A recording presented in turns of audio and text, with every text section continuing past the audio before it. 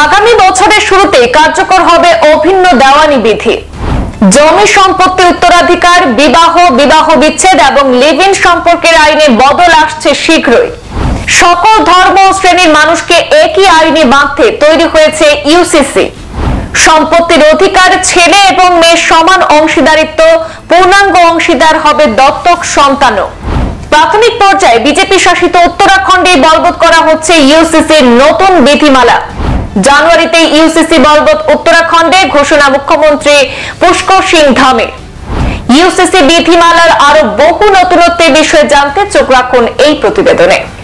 আগামী বছরের জানুয়ারি মাসে উত্তরাখণ্ডে কার্যকর হবে অভিন্ন দেওয়ানি বিধি। দেশের প্রথম রাজ্য হিসাবে সেখানে চালু হতে চলেছে এই আইন। একথা জানিয়েছেন উত্তরাখণ্ডের মুখ্যমন্ত্রী তথা বিজেপি নেতা পুষ্কর সিং ধামে।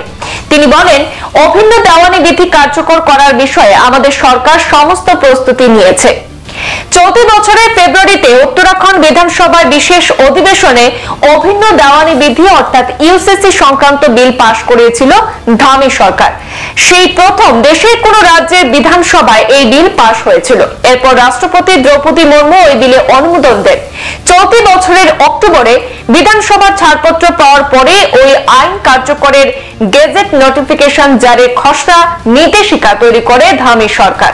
প্রসঙ্গত, 2022 সালে উত্তরাখণ্ডের বিধানসভা ভোটে বিজেপি জিতলে সেখানে অভিন্ন দেওয়ানি বিধি কার্যকরের প্রক্রিয়া শুরু হবে বলে প্রতিশ্রুতি দিয়েছিলেন মুখ্যমন্ত্রী পুষ্কর সিং ধামে।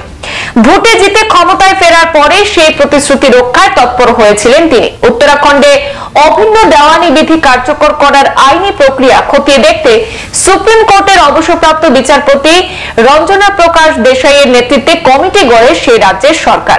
আর সেই কমিটির রিপোর্টের ভিত্তিতেই তৈরি হয়েছিল বিলের খসড়া।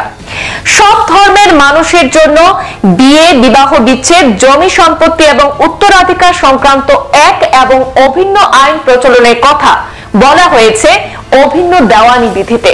সূত্রের খবর, সুপারিশের খসড়ায় ধর্ম নির্বিশেষে পুরুষদের বহু বিবাহ বন্ধ এবং একত্রবাস নথিভুক্ত করার আইনের কথা বলা হয়েছে।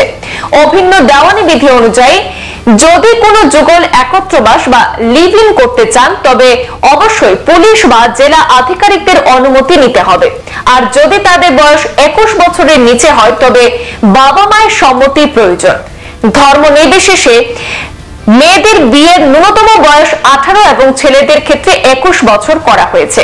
আর সেই সঙ্গে রেজিস্ট্রি বিবাহ বাধ্যতামূলকের কথা বলা হয়েছে এই ইউসিসি বিলে। সেখানে কোন যুগল লিভ ইন করতে চাইলে প্রথমেই তাদের নাম পুলিশের কাছে নথিভুক্ত করতে হবে। লিভ ইন সম্পর্কের ঘোষণাপত্রের সঙ্গে রাখতে হবে যুগলকে। লিভ ইন সম্পর্কে থাকা যুগলের যদি সন্তান হয় তবে শিশুরা আইনি স্বীকৃতি পাবে। বিবাহ বিচ্ছেদের ক্ষেত্রেও রাজ্যের সকলের জন্য একই নিয়ম বলবৎ করার কথা আছে এই বিলে। দম্পতিকে সেখানে নির্দিষ্ট সময় কোলিং অফ পিরিয়ডে থাকতে হবে। আর সেই সঙ্গে এই বিলে সন্তান দত্তক নেওয়ার নিয়ম আরো সহজ করার কথা বলা হয়েছে। এছাড়া সম্পত্তির ক্ষেত্রে ছেলে এবং মেয়েদের সমান অধিকার থাকবে। জন্ম দেওয়া সন্তান এবং দত্তক নেওয়া সন্তান দুজনেই সম্পত্তির ক্ষেত্রে সমান অধিকার পাবে ইউসিসিতে উল্লেখ রয়েছে। সংবাদ এই পর্যন্তই, ফিরছি পরবর্তী অন্যান্য আপডেট নিয়ে। ধন্যবাদ।